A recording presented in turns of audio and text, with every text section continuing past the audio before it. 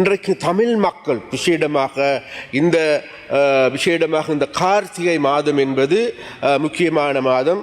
அது மாத்திரமல்ல, இந்த மாதங்களில் தான் விசேடமாக மாவீரர்களை நினைவு கூறுகின்ற மாதம். அது மாத்திரமல்ல, விசேடமாக வடகிழக்கில் இருக்கின்ற தமிழ் மக்கள் தாங்களுடைய பிள்ளைகளை நினைவு கூறுகின்ற மாதம். இன்றைக்கு பல தசாப்தங்களுக்கு முன்பு இருந்து இந்த நாட்டுக்கு ஏதாவது ஒன்றை செய்ய வேண்டும் அல்லது தமிழ் மக்களுக்கு எதையாவது செய்ய வேண்டும் என போராடிய இளைஞர்கள் இன்றைக்கு அந்த இளைஞர்களுடைய அல்லது அந்த மக்களுடைய கனவினை நனவாக்குகின்ற செயற்பாடுகளை எந்த ஒரு தமிழ் கட்சியாவது இன்றைக்கு நாங்கள் திரும்பி பார்க்கின்ற பொழுது 6,10,000 மக்கள் தான் வாழுகின்றார்கள். அன்றைக்கு 11 பாராளுமன்ற உறுப்பினர்கள் இருந்தார்கள். அமைச்சர் அவர்களே, நீங்கள் இராணுவம், போலீஸ் அதில் சம்பந்தப்படுற போதைப்பொருள் விஷயத்தில் சம்பந்தப்படுறதை ஒப்புக்கொண்டதுக்கு நான் உண்மையிலே வரவேற்கிறேன், பாராட்டுறேன்.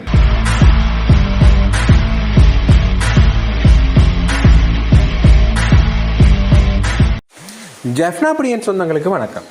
இந்த காணொலியில் பல விஷயங்கள் தொடர்பாக அலசி ஆராய போன்றோம். அதில் குறிப்பாக ஜாழ் மாநகர சபையினுடைய முதல்வர் இந்த மாவீரர் தினம் சம்பந்தமான ஒரு முக்கியமான விடயத்தை தெரிவித்திருந்தார். அது தொடர்பாகத்தான் இப்போ ஒரு ஆய்வு மாதிரியான ஒரு விடயம் ஒன்றை பார்க்க போன்றோம். கிட்டத்தட்ட இந்த மாவீரர் நாள் தொடர்பான விடயங்கள் வருகின்ற பொழுது இந்த முறை கொஞ்சம் மாவீரர் தினம் மற்ற நாட்களை விட கொஞ்சம் எழுச்சியோடு அனுஷ்டிக்கப்படும் என்று பலராலையும் எதிர்பார்க்கப்படுகின்றது. ஏன்னு பார்த்தீங்கன்னா, முன்னை நாட்களில் இல்லாத அளவுக்கான ஒரு தளர்வு இப்போ இருக்கிறத காணக்கூடிய மாதிரி இருக்குது. அதை எந்த அளவுக்கு சாத்தியம் என்பதை இனி இந்த மாவீரர் நாட்கள் வருகின்ற பொழுதுதான் தெரிய வரும்.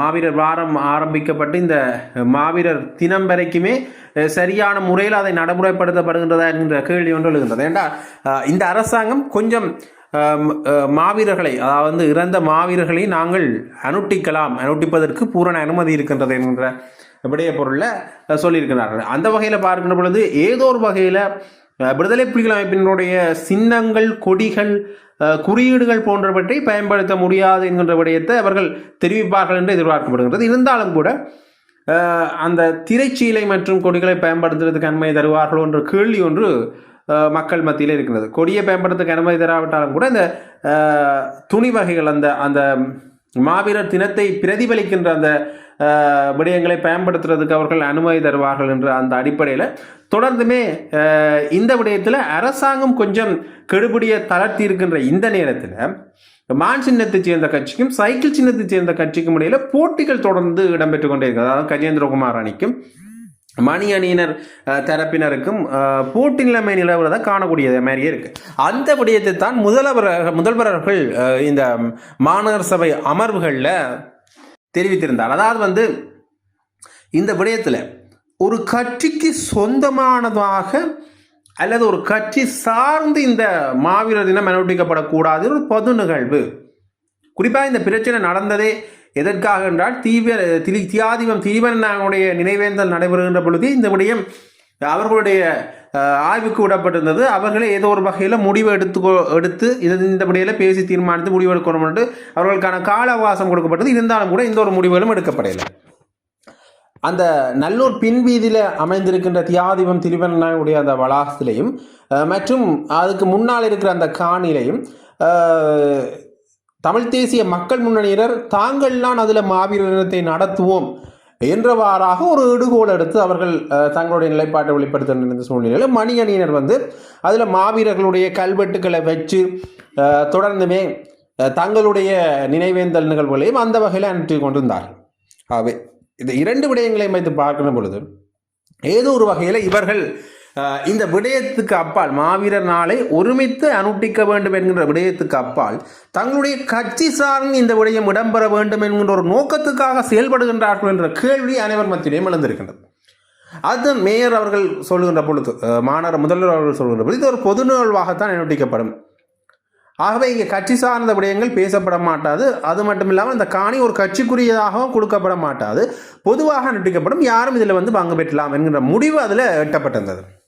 ஆகவே இந்த விடயம் எடுக்கப்பட்ட உடனே இது பலருடைய கவனத்தையும் பெற்றிருந்த அந்த சூழ்நிலையில் எல்லோருமே இந்த முடிவுக்கு வரவேற்பு அளித்திருந்தார்களா என்றால் இல்லை. இதில் வந்து கஜேந்திரகுமார் பொன்னம்பலம் அவர்களுடைய அணியினர் தங்களுக்கு சொந்ததான் என்ற நிலைப்பாட்டில் இருந்தார்கள். அப்புறம் மணி அணியினர் தங்களுக்கு சொந்தமான என்ற நிலைப்பாட்டில் இருந்திருந்தார்கள்.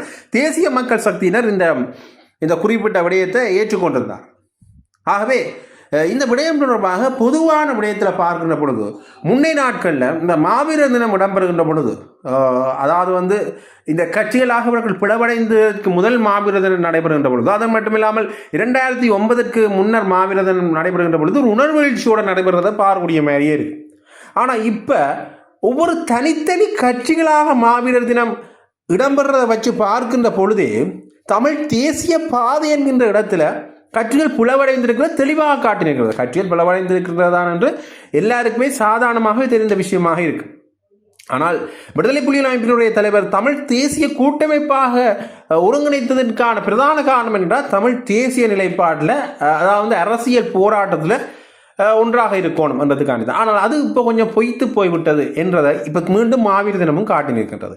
இந்த முரண் ஏற்கனவே இவர்களுக்கு இருந்தது. அதாவது மணி அணியினருக்கும் கஜேந்திரகுமார் பொன்னம்பலம் அவர்களுடைய அணியினருக்கும் இடையில முரண்பாடு ஏற்கனவே இருந்திருந்தது. அந்த முரண்பாடு இப்போ அமர்வுகளில் பொது வழிகளில் வெளித்தெரிய வரைக்க ஏதோ ஒரு வகையில் இந்த விடயத்தில் கொஞ்சம் வெட்கப்படணுமா, தமிழர்கள் சார்ந்து இருக்கின்ற கட்சிகள் ஏன் இப்பாரியான நடவடிக்கைகளை மேற்கொள்கின்றார்கள் என்ற ஒரு ஒரு ஒரு ஒரு முகம் சுளிக்க வைக்கிற ஒரு உணர்வு ஒன்று மக்களுக்கு எழுந்திருக்குன்னு தான் சொல்ல வேண்டும். அடுத்ததாக இன்னொரு முக்கியமான விடயம் தொடர்பாக பார்க்கணும். என்ன விஷயம்னு பார்த்தீங்கன்னா, இந்த பச்சிலைப்பள்ளி பிரதேச சபையில் ஏகமனதாக ஒரு தீர்மானம் ஒன்று எடுக்கப்பட்டிருந்தது. மாவீரர் தினத்தை ஒரு புனித நாளாக ஏற்றுக்கொள்ளோடும் என்ற தீர்மானம் வந்து ஒரு பிரேரணை முன்வைக்கப்பட்டு அந்த பிரேரணை அனைவராலும் ஏற்றுக்கொள்ளப்பட்டு அந்த தீர்மானம் சபையில் நிறைவேற்றப்பட்டிருக்கின்றது. அதில் குறிப்பாக இந்த மதுபான சாலைகளை மூடுதல் என்கின்ற ஒரு வகையில் சரியான முறையில் அது நடைமுறைப்படுத்தப்பட வேண்டும் என்றும் குறிப்பிடப்பட்டிருந்தது. கிட்டத்தட்ட இந்த விடயம் உண்மையிலேயே ஒரு சரியான தீர்மானம் என்று பலராலையும் ஏற்றுக்கொள்ளப்பட்டிருக்கு. ஏன்னா மாவீரர் தினம் என்கின்றது ஒரு புனிதமான நாள். இந்த நாளில் மதுபான சாலைகள் மூடப்படுதல் என்பது ஒரு சரியான தெளிவான தீர்மானம் என்றது வந்து அனைவராலும் ஏற்றுக்கொள்ளப்பட்டிருக்கிறது. ஆகவே இந்த பச்சிலைப்பள்ளி பிரதேச சபை என்றது ஏனைய பிரதேச சபைகளுக்கும் ஏன் மாநகர சபைக்கும் கூட முன்னுதாரணமாக செயல்பட்டிருக்கின்றது என்று பலரும் சமூக வலைத்தளங்களில் பச்சிலைப்பள்ளி பிரதேச சபையினுடைய பாராட்டுதல்களை தெரிவித்திருக்கின்றார்கள் என்றுதான் சொல்ல வேண்டும். ஆகவே இனி வருங்காலங்களில் இந்த நடைமுறை தொடர்ந்து பேணப்பட வேண்டும் என்றும் பலர் தங்களுடைய கருத்துக்களை கூறிக்கொண்டிருக்கிறார்கள். ஏனென்றால் மாவீரர் நாள் என்கின்ற ஒரு விடயம் இடம்பெறுகின்ற பொழுது மக்கள் ஒரு காலகட்டத்தில் தங்களுடைய உணர்வுபூர்வமான அனுட்டிப்புகளை தெரிவித்துக் கொண்டிருந்தார்கள். அதற்கு பிறகான காலகட்டத்தில் அது கொஞ்சம் கொஞ்சமாக குறைந்து கொண்டு வருகின்றதோ என்கின்ற விமர்சனம் பலராலேயும் முன்வைக்கப்பட்டிருந்தது. அந்த வகையில் இப்போ பச்சிலைப்பள்ளி பிரதேச சபையில் இப்போ கொண்டு வரப்பட்ட இந்த தீர்மானம் தொடர்ந்துமே இடம்பெறணும். ஏனென்றால் இப்போ முன்னைய காலகட்டங்களில் அந்தளவு உணர்வெழுச்சியோடு இருந்தது, இப்போ கொஞ்சம் உணர்வெழுச்சி குறைந்திருது.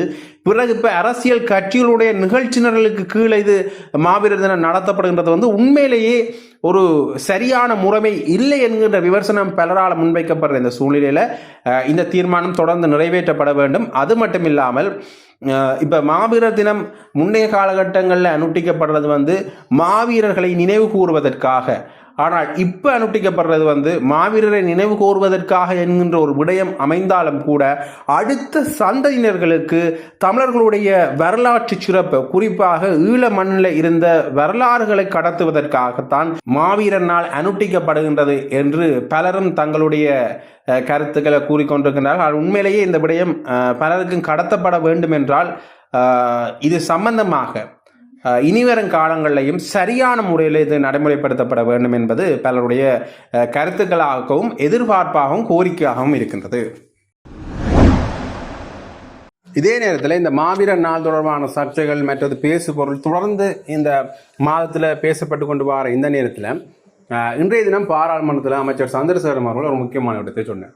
என்ன விடயம்னு பார்த்தீங்கன்னா, இந்த மாவீரர்களை, வீரமரணம் அடைந்த மாவீரர்களை நாங்கள் நினைவு கூறுவது உண்மையே உணர்வுபூர்வமானது, அந்த விடயம் சரியான முறையில் நடைபெறணும் என்ற விடயத்தை சொல்லிட்டு தமிழ் தேசிய பரப்பில் பயணிக்கிற கட்சிகளை விமர்சனம் செய்திருக்கார். சரியான முறையில் தான் இந்த விடயத்தில் இவர்கள் செயல்படுகின்றார்கள் என்ற இவர்கள் உணர்ந்து பார்க்கணும். கிட்டத்தட்ட அவர் பேசுகின்ற பொழுது நாங்கள் ஒரு ஒரு இலகி, அதாவது வந்து இதற்கான இருக்க மாட்டோம் என்ற பொருள்படத்தான் அவர் பேசியிருந்தார். அது மட்டும் இல்லாமல் இன்னொரு முக்கியமான விடயம், இந்த இடத்துல பேசுகின்ற பொழுது போதைப்பொருள் மாஃபியாக்கள் நாங்கள் கட்டுப்படுத்துறதுக்கு சரியான வேலைகளை செய்து கொண்டிருக்கோம். ஆனால் இதில் உண்மையிலேயே இந்த போலீசார் மற்றும் இராணுவத்தினரும் சம்பந்தப்பட்டிருக்கின்றார்கள் என்ற விடயத்தை அவர் தெரிவித்திருந்தார். அது மட்டும் இல்லாமல் உடனடியாக இதற்கு பதிலளிக்கும் மூலமாக கஜேந்திரகுமார் அவர்களும் இணைந்து சில விடயங்களை தெரிவித்திருந்தார். உண்மையிலேயே அந்த விடயம் உண்மையிலேயே இவர் சொன்ன விடயத்துக்கான ஒரு பதிலாக அது அமைந்திருந்தது. கஜேந்திரகுமார் பொன்னம்பலம் அவர்கள் பேசிய விடயம்.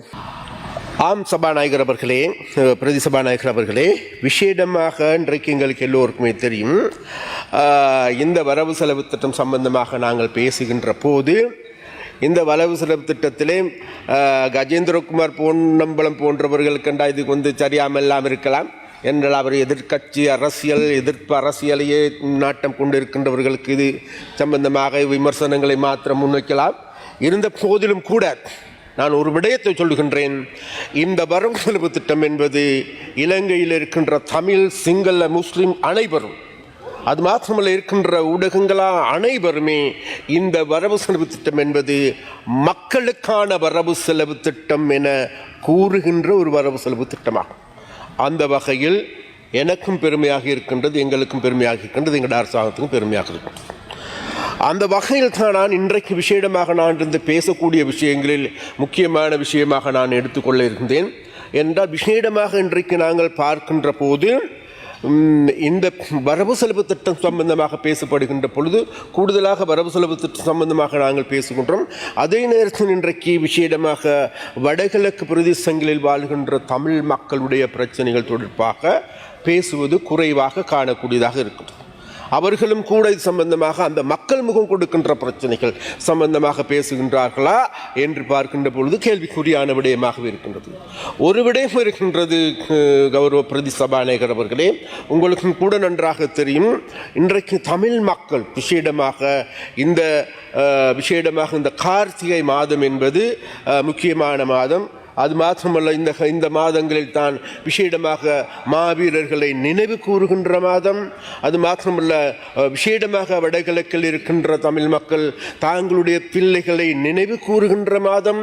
அப்போ அந்த மாதத்தில் இருந்து கொண்டு நாங்கள் திரும்பி பார்க்க வேண்டிய தேவை இருக்கின்றது.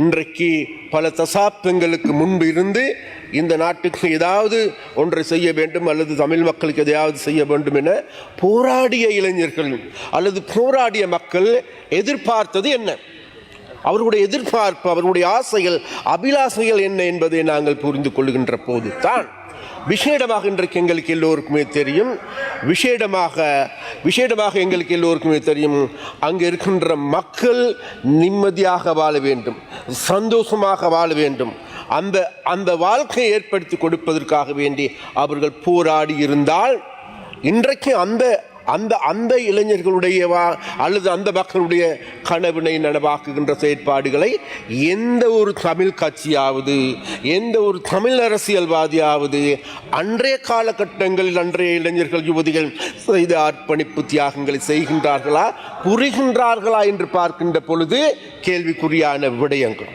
அது மாத்திரமல்ல, அன்றைக்கு அவர்கள் எதிர்பார்த்த இன்றைக்கு இந்த வடகிழக்கு பிரதேசம் என்பது இன்னைக்கு எங்களுக்கு ஏற்கனவே தெரியும், இன்றைக்கு ஒரு புறம் மக்கள் தொகை குறைந்து கொண்டு வருகின்றது, வறுமை கூடிய மாகாணம் என்று பார்க்கின்ற பொழுது வடக்கு மாகாணம், அடுத்து கிழக்கு மாகாணம், இன்றைக்கு அது மாத்திரமல்ல, இன்றைக்கு தேசிய உற்பத்திக்கு கூடுதலான பங்களிப்பு செய்கின்ற மாகாணங்களை நாங்கள் பார்க்கின்ற பொழுது குறைந்த பங்களிப்பு செய்கின்ற மாகாணம் வடக்கு மாகாணம், அடுத்ததாக கிழக்கு, அடுத்ததாக ஊவா மாகாணம்.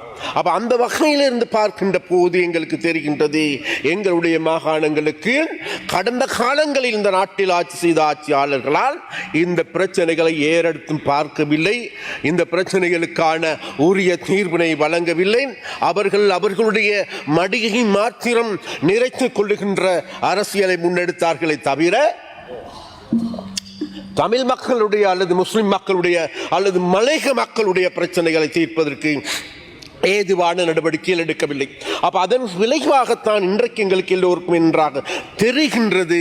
இன்றைக்கு வடக்கில் ஏற்பட்டிருக்கின்ற நிலைமை விசேடமாக கௌரவ பிரதி சபாநாயகர் அவர்களே 1981ஆம் ஆண்டு விசேடமாக யாழ் மாவட்டத்தில் 8,30,000 மக்கள் வாழ்ந்தார்கள். ஆனால் இன்றைக்கு நாங்கள் திரும்பி பார்க்கின்ற பொழுது 6,10,000 மக்கள் தான் வாழுகின்றார்கள். அன்றைக்கு 11 பாராளுமன்ற உறுப்பினர்கள் இருந்தார்கள், இன்றைக்கு 6 பாராளுமன்ற உறுப்பினர்கள். அடுத்த வருடம் இது 5ஆ 4ஆ என்பது கூட சொல்ல தெரியாத ஒரு நிலைமை. அப்படியே சொன்னால் எங்களுடைய அரசியல் இருப்பு இன்றைக்கு கேள்விக்குறியாகிருக்கின்றதா இல்லையா? இன்னைக்கு எங்களுடைய அரசியல்வாதிகளுடைய பயணம் என்பது வேறு எதுவுமில்லை, தாங்களுடைய இருப்பு, தாங்களுடைய எம்பி பதவிகளை மாத்திரம் தக்க வைத்துக் கொள்கின்ற போது அந்நாளைக்கு அந்த எம்பிமார்களை கூட தெரிவு செய்வதற்கு கூட மக்கள் இல்லாத ஒரு நிலைமை ஏற்பட்டு இருக்கின்றது. அந்த நிலைமைக்கான காரணத்தை நாங்கள் நல்ல முறையில் கண்டு கொண்டு அந்த நிலைமைகளில் இருந்து அந்த மக்களை மீட்பதற்கு ஏதுவான நடவடிக்கைகளை எடுக்க வேண்டும். அந்த நடவடிக்கைகளை எடுப்பதற்கு வேறு எதுவுமல்ல, விசேடமாக இன்றைக்கு எங்களுக்கு எல்லோருக்குமே தெரியும் அந்த ஒரு நிலைமை ஏற்பட்டிருக்கின்றது. மறுபுறத்தில் எங்களுக்கு எல்லோருக்குமே தெரியும் வேகமாக இன்றைக்கு தமிழ் மக்கள் நாட்டை விட்டு வெளியேறி கொண்டிருக்கின்றார்கள். அந்த வெளியேற்றின் காரணமாக எங்களுடைய தமிழ் மக்களுடைய குடிப்பரம்பல் மேலும் குறைந்து வருகின்றது. அந்த நிலைமையின் காரணமாக அது மாத்திரமல்ல, கல்வி ரீதியாக நாங்கள் எங்களுக்கு எல்லோருமே பெருமையாக பேசுகின்ற கல்வி புலத்துள் உள்ளவர்கள் வேறு எங்குமல்ல வடமாகாணத்தில் அல்லது யாழ்ப்பாணியர்களே கூடுதலாக கல்வி கற்றவர்களாக கடந்த காலத்திலிருந்து போற்றப்படுகின்ற ஒரு விடயம். ஆனால் இன்றைக்கு எங்களுக்கு எல்லோருக்குமே தெரியும் அந்த கல்வி நிலைமை கடந்த 10 ஆண்டுகளாக தொடர்ச்சியாக பின்தங்கிய நிலையை நோக்கியே நகர்ந்து கொண்டு வருகின்றது. ஆனால் ஒன்றை மறந்துவிட வேண்டாம், கடந்த ஒரு 6-7 மாதங்களில் நாங்கள் திரும்பி பார்க்கின்ற பொழுது இன்றைக்கு இருக்கின்ற வடக்கில் இருக்கின்ற கல்வியாளர்கள் எடுத்துக்கொண்டாலும் சரி, கல்வி கற்கின்ற பிள்ளைகள் எடுத்துக்கொண்டாலும் கூட ஒரு புதிய நம்பிக்கை பிறந்திருக்கின்றது என்று கூறப்படுகின்றது. நிச்சயமாக இன்றைக்கு இந்த கல்வி புலத்தில் உள்ளவர்களுடைய கல்வியை மேம்படுத்துகின்ற நடவடிக்கையை எடுக்க முடிவது கஜேந்திரகுமார் பொன்னம்பலம் அவர்களே தேசிய மக்கள் சக்தியினுடைய அரசாங்கத்திற்கு மாத்திரமே என்பதை நீங்களும் புரிந்து கொள்வீர்கள் என்று தெரிகின்றது. அப்ப அந்த வகையில் விசேடமாக இன்றைக்கு எங்களுக்கு எல்லோருக்கும் தெரியும். அப்ப அந்த வகையான ஒரு பிரச்சனை இருக்கின்றது. அது மாத்திரமல்ல, அது எல்லாருடைய பாரிய பிரச்சனை ஒன்று இருக்கின்றது. போதைப் பொருள் மாபியாக்கள் இன்றைக்கு வடக்கை ஆளுகின்றது, வடக்கில் அச்சம் கொள்ளுகின்றது. அந்த நிலைமையில் இருந்து அதை மீட்பதற்கு வேறு எந்த ஒரு அரசியல்வாதிகளும் இங்க இருக்கின்ற நீங்கள்லாம் ஆதரவு அளிக்கின்ற இந்த சஜித் அணியினரை சார்ந்தவர்கள் அல்லது அவர்கள் கும்பலை சார்ந்தவர்கள் எடுத்துக்கொண்டாலும் கூட மனோகணேசனுக்கு நன்றாக தெரியும் அந்த கும்பலை சார்ந்தவர்களை கடந்த கால இன்றைக்கு நேற்றுள்ள 78ஆம் ஆண்டில் இருந்தே இந்த நாட்டில் அந்த வகையான ஒரு மாப்பியாக்களை உருவாக்குகின்ற நாசகர வேலையை உருவாக்குகின்றவர்களை உருவாக்கி இருக்கின்றார்கள். அந்த உருவாக்குகின்ற போது வினாடி எதென்ன கமாண்ணே. Okay, from your time then honourable Gajendra Kumar Ponnambalam. சொல்லுங்க. கௌரவ அமைச்சர் அவர்களே, 2 கேள்விகள். நீங்கள் சொன்னீங்கள் இப்போ இந்த கடைசி 7 மாதங்களாக கல்வி கொஞ்சம் எழும்புதுண்டு, என்னத்தை வச்சு சொல்கிறீர்கள்? அதை கொஞ்சம் ஆதாரபூர்வமாக சொல்லுங்க. 2வது விஷயம் உங்களுக்கும் தெரியும், வடக்கில் கிழக்கில் இராணுவம் தான் போதைப் பொருளுக்கு பிரதான காரணம். எப்போ நீங்கள் இராணுவத்தை வெளியேற்ற போறீர்கள்? ஒன்று, அதாவது நான் முதலில் சொன்னது போன்று கௌரவ பிரதி சபாநாயகர் அவர்களே, கல்வி ரீதியாக விசேடமாக இன்றைக்கு கடந்த காலங்களில் நாங்கள் திரும்பி பார்க்கின்ற பொழுது, அதாவது கொழும்பில், அதாவது யாழ்ப்பாணத்தில் கல்வி கற்பதற்கு பதிலாக பிள்ளைகளை கொழும்புக்கு அனுப்புகின்ற நிலைமை ஏற்பட்டிருக்கின்றது. ஒன்று. 2வது, கடந்த 2 மாதங்களுக்கு மேலாக நாங்கள் பார்க்கின்ற பொழுது கூடுதலான பிள்ளைகளை வெளிநாட்டுக்கு 100க்கு அதிகமான பிள்ளைகளை வெளிநாட்டுக்கு அனுப்ப வேண்டிய ஒரு நிலைமைக்கு நிர்பந்தத்துக்குள்ளாகி இருக்கின்றால் காரணம் இந்த போதைப் பொருள் மாப்பியா. அப்ப மாப்பியாக்களுடைய செயற்பாட்டின் காரணமாக போதுமான ஆதாரங்கள் தேவையில்லை. அதாவது நீங்கள் யாழ்ப்பாணத்தில் இருந்தால் யாழ்ப்பாணத்தில் இருக்கின்றவர்களுக்கு புரிய வேண்டும், தெரிய வேண்டும், இது புலத்தில் உள்ள யதார்த்தம். இந்த யதார்த்தத்தை புரிந்து கொள்ள வேண்டால் அதற்கு நான் செய்வதற்கு ஒன்றும் கிடையாது. 2வதாக நீங்கள் சொன்னீர்கள் விசேடமாக இந்த பிரச்சனைக்கு பின்னால் இராணுவம் இருக்கின்றது என்று. போலீஸ் இருக்கின்றது என்று அதில் உண்மை இருக்கின்றது. ஆனால் இராணுவம் போலீஸும் வேறாக இல்லை. அங்கு இருக்கின்ற மாபியாக்கள், அப்ப அந்த மாபியாக்களோடு இணைந்திருக்கின்றது. அந்த மாபியாக்களோடு அங்கு இருக்கின்ற தமிழ் அரசியல்வாதிகளும் பிணைந்திருக்கின்றார்கள். அப்ப அது மாத்திரமல்ல, அந்த அரசியல்வாதிகள் அண்மையில் கைது செய்யப்பட்டும் இருக்கின்றார்கள். Chandrasekhar, you have 2 more minutes. Then come on. You have only 2 more minutes, by the way. Yes, Honorable Gajendra Ponnambalam. அமைச்சர் அவர்களே, நீங்கள் இராணுவம், போலீஸ் அதில் சம்மந்தப்படுற போதைப்பொருள் விஷயத்தில் சம்மந்தப்படுறதை ஒப்புக்கொண்டதுக்கு நான் உண்மையிலே வரவேற்கிறேன், பாராட்டுறேன். ஏனென்றால் இதுக்கு முதல் அரசாங்கங்கள் அப்படி சொல்கிறதில்லை, மாஃபியாக்கள் என்று சொன்னீங்கள். ஆனால் நான் கேட்கிறது நீங்கள் இந்த இராணுவத்தை பொறுப்பு கூற வைக்காமல் இருக்கிற வரைக்கும் நீங்கள் இந்த மாஃபியாக்களையும் இல்லாமல் பண்ண போகிறது இல்லை. ஏனென்றால் உங்களுக்கு தெரியும், வடக்கில் ஒரு பிரஜைக்கு சரிதானே, 2 பிரஜைக்கு ஒரு ராணுவ சிப்பாய் அங்க இருக்கு. We have short of time. The Honorable Minister has finished his allocation also. Honorable you have 1 more minute only, by the way. விஷயத்தை நான் ஒட்டுமொத்தமாக இருக்கின்ற இராணுவத்தின் மீதோ ஒட்டுமொத்தமாக இருக்கின்ற போலீசார் மீது பழி சொல்ல முடியாது. ஏனென்றால் அதில் இருக்கின்ற ஒரு சிலருடைய செயற்பாடுகள் இருக்கின்றது. அதை ஒன்று மறந்துவிடக்கூடாது. வேறு எதுவுமே இல்லை. உங்களுடைய அரசியல் கட்சிகள், உங்களுடைய நண்பர்களுடைய அரசியல் கட்சியினுடைய பிதாக்களும் கூட இந்த மாப்பியா கும்பலுக்கு பின்னால் இருக்கின்றார். உங்களுடையதல்ல, உங்களுடைய நண்பர்களுடைய கட்சியை சார்ந்தவர்களும் கூட இருக்கின்றார்கள் என்பதை மறந்துவிடக்கூடாது. எது எவ்வாறான போதிலும் கூட your time is up. கொஞ்சம் ஒரு நிமிடம் தாங்க இருக்கு. சரியா? அப்ப கதா விஷயமாக எனக்கு 16 நிமிடங்கள் இருந்தது கௌரவ சபாநாயகர் அவர்களே. என்னவோ தெரியல. இல்ல, நான் 13 நிமிடம் தான் பேசியிருக்கிறேன். 14 நிமிடம் போட்டிருக்கேன். 14 ஓகே, சரி, பரவாயில்லை. இருந்த போதிலும் கூட விஷயமாக நான் கடைசியாக சொல்லிக் கொள்கின்ற ஒரே ஒரு வார்த்தை தான், வேறு எதுமல்ல. இன்றைக்கு நாங்கள் இந்த அபிவிருத்தி திட்டங்கள் எடுத்துக்கொண்டாலும் கூட பாரிய அபிவிருத்தி திட்டங்களை முன்னெடுக்கின்றோம். அது மாத்திரமல்ல, மக்களுக்கு நம்பிக்கை தரக்கூடிய ஒரு நிலைமையை நாங்கள் கட்டியெழுப்பியிருக்கின்றோம். அந்த நம்பிக்கையின் ஊடாக விஷயமாக நாட்டில் இருக்கின்ற தமிழ், சிங்கள, முஸ்லிம், பேக, மலை உள்ளிட்ட அனைத்து மக்களையும் அணிதிரட்டுகின்ற செயற்பாடுகளை முன்னெடுத்து வருகின்றோம். அந்த முன்னெடுப்பை மேலும் மெருகூற்றுகின்ற விதமாக எதிர்வரும் டிசம்பர் மாதத்திலே ஸ்ரீலங்கன் டே அல்லது இலங்கையர்கான தினத்தை உருவாக்கி அந்த தினத்தின் ஊடாக இலங்கையில் வாழ்கின்ற அனைத்து மக்களையும் ஒரு கொடியின் கீழ் கொண்டு வந்து அந்நாட்டில் இருக்கின்ற தேசிய ஒற்றுமை, மதங்களுக்கிடையே நல்லிணக்கம், சமத்துவத்தை உருவாக்குகின்ற செயற்பாடையை நாங்கள் முன்னெடுக்க போகின்றோம். அந்த முன்னெடுப்பின் பொழுது நிச்சயமாக வடக்கு அல்லது யாழ்ப்பாணம் இன்றைக்கு இருக்கின்ற யாழ்ப்பாணம் அல்ல, எதிர்வரும் காலங்களில் ஒரு முன்னேறிய மலர்ச்சியை நோக்கிய இந்த மாப்பியாக்களிடமிருந்து, அரசியல் மாப்பியாக்களிடமிருந்து விடுபட்ட ஒரு யாழ்ப்பாணத்தை உருவாக்குவதற்கு எங்களால் செய்ய முடியும் என்பதையும் கூறிக்கொண்டு அதற்கு உங்களுடைய ஒத்துழைப்பின் தாருங்கள் என்று கேட்டுக்கொண்டு விடைபெறுகின்றேன். நன்றி, வணக்கம். Honorable member, I don't have much time. There are a lot of catcalls from there on that side. I have to accommodate another speaker before lunch. Okay, I'll give you a few seconds, please. Yes. What is your point of order? No, sir. I will give you a point. I will never take a time without a point. This is 82-1, sir.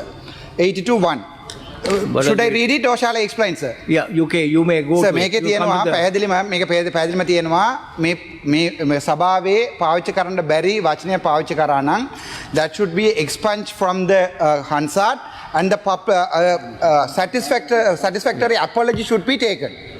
Yes, honorable member. Last day, honorable minister scolded me Tamuse කියලා බැන්නා. එතකොට sir මම ඒක submit කරා. Honorable Archana, this was announced by the speaker. No, sir, this is another second thing. He had removed the same thing, sir. Not the same things. And also instructed the Secretary General to go into that.